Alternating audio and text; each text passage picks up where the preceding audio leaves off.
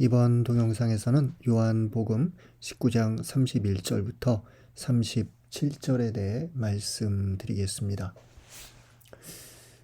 요한복음 19장 30절에서 예수는 십자가상에서 숨을 거두지요. 그리고 31절부터 그 예수의 시신에 어떤 일이 일어나는지 서술됩니다. 텍스트를 함께 읽겠습니다. 19장 31절부터 32절.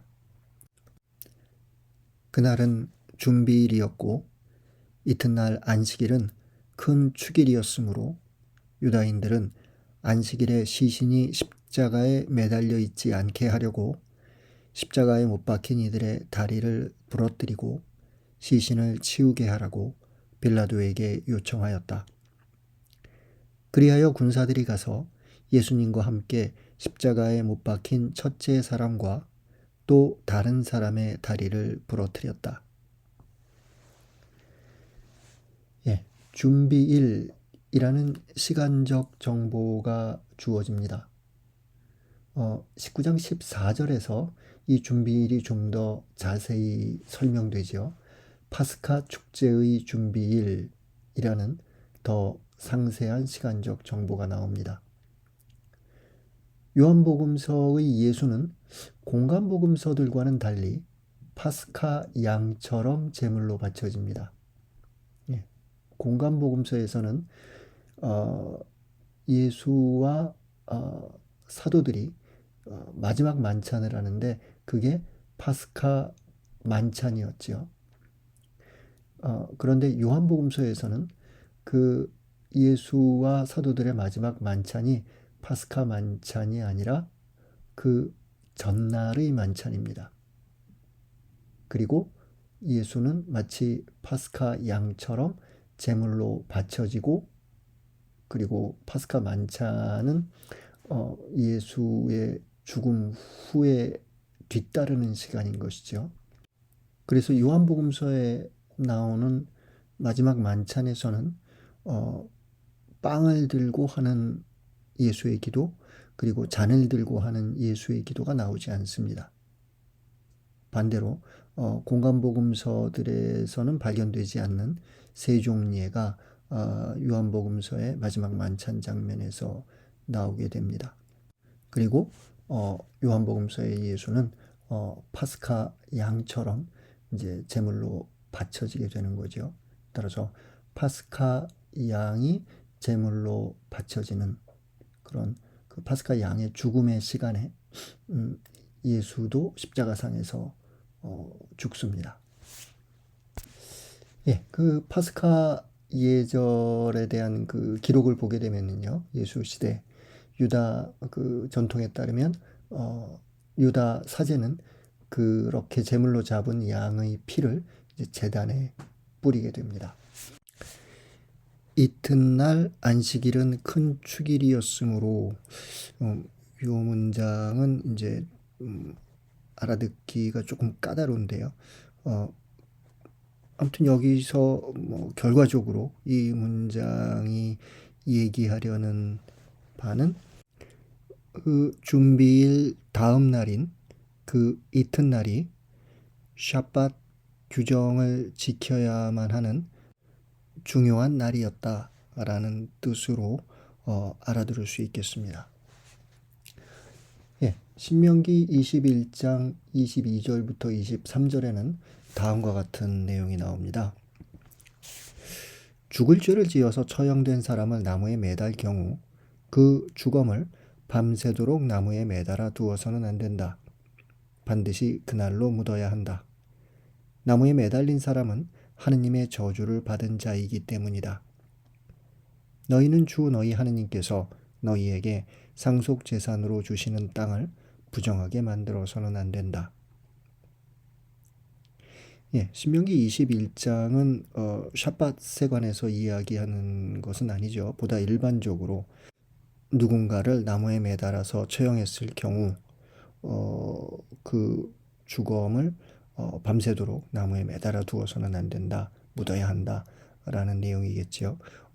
그러니까 여기서 우리가 유추해 본다면 하물며 평범한 날에도 이런데 샤밧이라는 특별한 날에 그렇게 사람을 그 십자가상에 죽은 채로 놔둔다면 그것은 그 땅을 부정하게 만드는 행위가 된다라는 것이지요. 예, 만약 그렇게 되어서 부정하게 된 유다인들은 파스카 제의에 참석할 수 없게 됩니다. 이거는 유다 전통을 충실히 따르는 사람들에게는 공포스러운 일이 되겠지요. 요한복음 18장 28절을 보면 다음과 같은 내용이 나옵니다. 사람들이 예수님을 카야파 저택에서 총독 관저로 끌고 갔다. 때는 이른 아침이었다. 그들은 몸이 더러워져서 파스카 음식을 먹지 못할까 두려워 총독 관저 안으로 들어가지 않았다. 따라서 그들은 십자가에 못 박힌 이들의 다리를 부러뜨려 그들을 빨리 죽게 하고 그들의 시신을 치우게 하라고 빌라도에게 요청합니다. 로마 제국의 형벌인 십자가형에서 십자가에 달린 죄인의 다리를 부러뜨리는 것은 일반적인 일이었던 것 같습니다. 아예 그 라틴어 용어가 존재하는데요. 라틴어로 크루리 프라지움이라고 그런 십자가에 매달린 죄인의 다리를 부러뜨리는 행위에 대한 명사가 있었습니다. 그렇게 다리를 부러뜨리면 죄인들은 호흡의 곤란을 겪게 되고 빨리 죽음에 이르게 되는 것이지요. 그것은 일견 잔인해 보이지만 죄인들에 대한 자비로 간주되었습니다.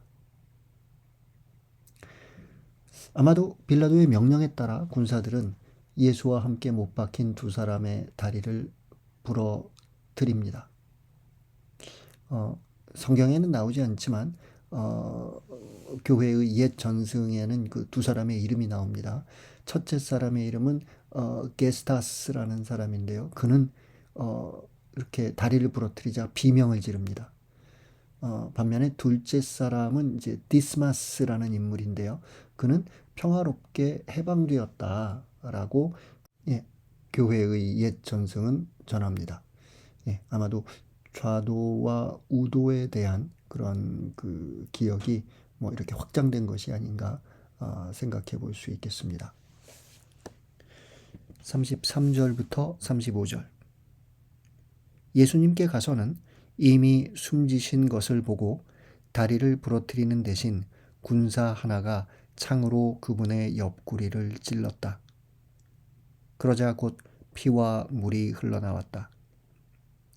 이는 직접 본 사람이 증언하는 것이므로 그의 증언은 참되다. 그리고 그는 여러분이 믿도록 자기가 진실을 말한다는 것을 알고 있다.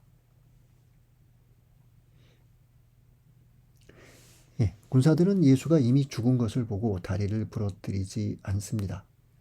그 대신 군사 하나가 창으로 옆구리를 찌릅니다.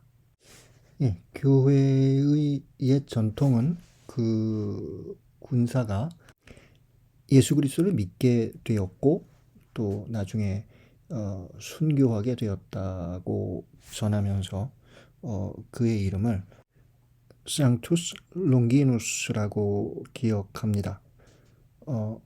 그리고 요한복음서에는 나오지 않지만 공관복음서에서 발견되는 이 사람이야말로 참으로 신의 아들이었구나라는 고백이 그의 것이었다고 전하기도 합니다. 흥미로운 것은 롱기누스라는 라틴말 단어가 창을 뜻한다는 점이지요. 아무튼 그를 그렇게 기억하는 교회의 그 전통은 무엇보다도 그에 의해 구원의 피와 물이 나왔다는 그 해석에 바탕할 것입니다.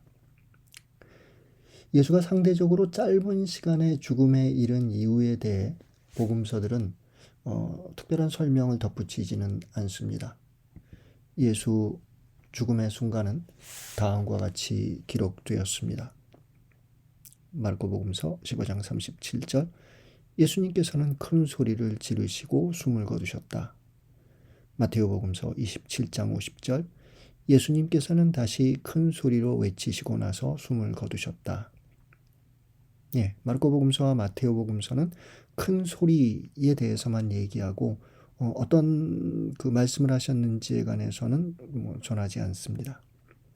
반면에 루카복음서 23장 46절에서는 예수님의 말씀을 우리가 들을 수가 있는데요. 아버지, 제 영을 아버지 손에 맡깁니다.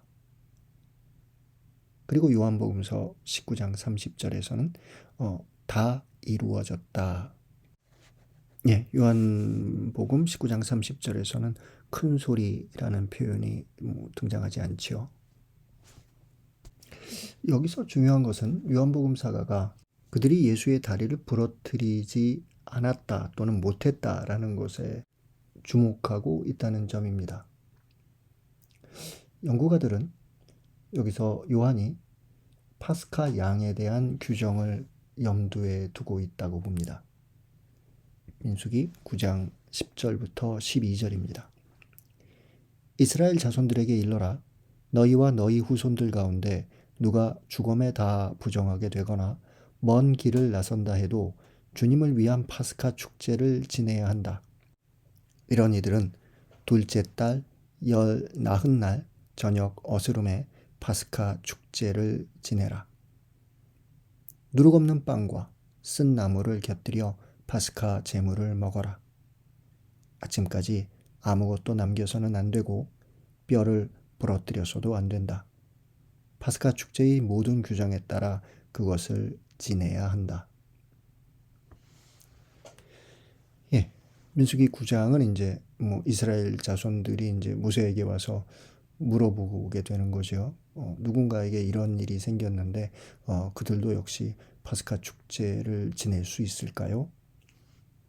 네, 그러자 이제 모세가 대답하는 거지요.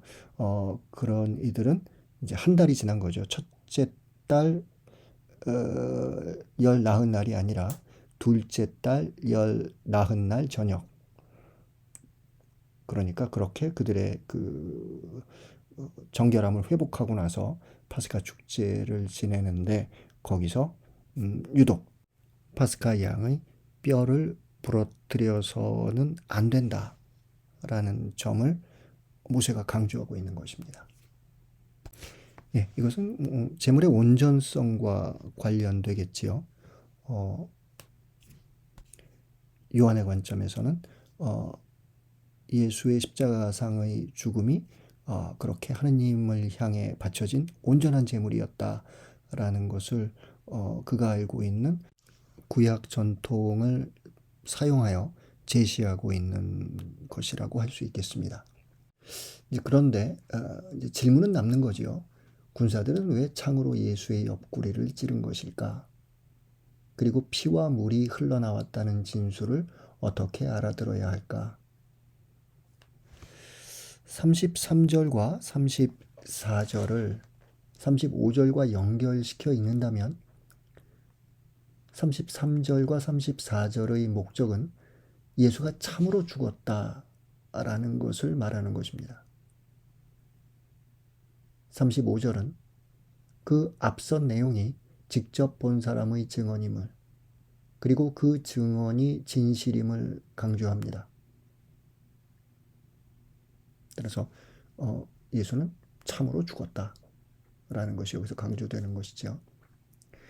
어떤 연구가들은 여기서 피와 물에 담긴 생명의 의미에 주목합니다.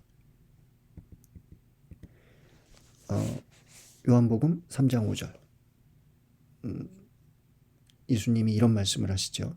누구든지 물과 성령으로 태어나지 않으면 하느님 나라에 들어갈 수 없다. 4장 14절, 7장 38절, 13장 5절부터 10절을 참조하시기 바랍니다. 물과 생명이 갖고 있는 그런 연관성. 그리고 6장 54절 내 살을 먹고 내 피를 마시는 사람은 영원한 생명을 얻고 나도 마지막 날에 그를 다시 살릴 것이다. 피와 생명이 갖고 있는 연관성이 이 구절에서 발견됩니다. 네. 또 어떤 연구가들은 피와 물을 구약의 정결 제의와 연결시켜 설명하기도 합니다. 요한 1서 1장 7절을 참조하시기 바랍니다. 그리고 또 다른 연구가들은 요한 공동체의 제의적 요소가 여기에 반영되어 있다고 봅니다. 물은 세례와 그리고 피는 성찬례와 관계가 되겠지요. 예, 그리고 물론 이런 분들이 있지요. 예수의 옆구리에서 나온 피와 물을 의학적 관점에서 해명하는 연구가들도 있습니다. 예수가 늑막염을 앓았다면 그렇게 피와 물이 나오는 것이 가능하다. 이런 식의 어떤 그 의견이겠지요. 예, 36절과 37절. 그의 뼈가 하나도 부러지지 않을 것이다 하신 성경 말씀이 이루어지려고 이런 일들이 일어난 것이다. 또 다른 성경 구절은 그들은 자기들이 찌른 이를 바라볼 것이다 하고 말한다.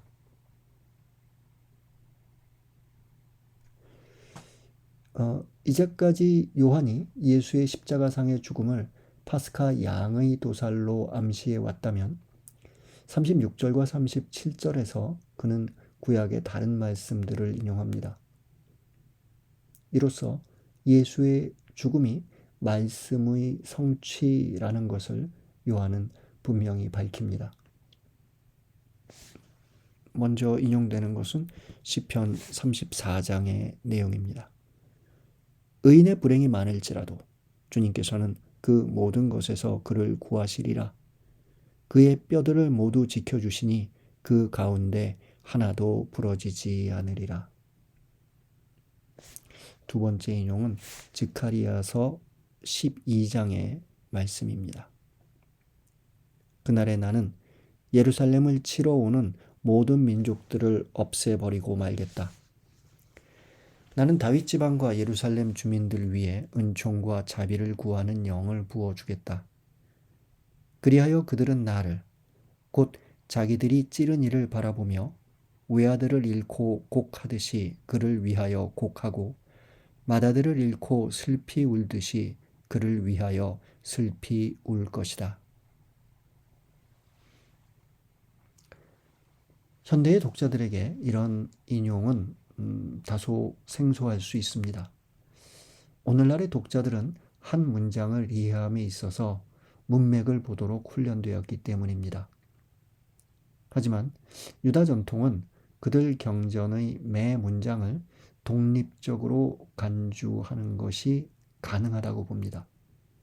여기서 요한은 그러한 유다 전통의 경전 해석 방법을 따릅니다. 오늘날 주석적 입장에서 본다면 시편 34편은 의인을 보호하는 하느님에 대해 노래하고 있습니다. 그리고 스가랴 12장은 다윗 지방과 예루살렘 주민들이 적대감을 가졌던 어떤 인물에 대한 언급이지만 요한은 그 문맥과 상관없이 시편과 스가랴를 예수 사건에 대한 예고로 해석하고 있는 것입니다. 반대로 얘기한다면 예수 사건을 통해 이 말씀들이 성취되었다고 해석하고 있는 것입니다. 오늘의 복음을 넓은 시야로 보면서 그 메시지를 찾아본다면 우리가 가장 주목해야 하는 점은 예수 죽음이 권력에 의해 통제되지 않았다는 것입니다. 예수의 다리를 부러뜨리지 않았다는 사실을 통해 한편으로는 그가 온전한 제물이 되었다는, 그래서 파스카 양의 피를 통해 이스라엘이 구원되었듯이 그에게서 나온 물과 피를 통해 우리가 구원되었다는 것을 우리들이 깨닫게 되는 것, 그것이 어떤 요한의 의도겠지요. 그런데 다른 한편으로는 요한에게 중요한 것은 그가 십자가상에서 살해당한 것이 아니라 세상의 구원을 위해 자신의 목숨을 스스로 내놓았다는 점입니다. 앞서 요한의 예수는 다음과 같이 선언하였습니다. 요한복음 10장 17절부터 18절. 아버지께서는 내가 목숨을 내놓기 때문에 나를 사랑하신다. 그렇게 하여 나는 목숨을 다시 얻는다. 아무도 나에게서 목숨을 빼앗지 못한다. 내가 스스로 그것을 내놓는 것이다. 나는 목숨을 내놓을 권한도 있고 그것을 다시 얻을 권한도 있다.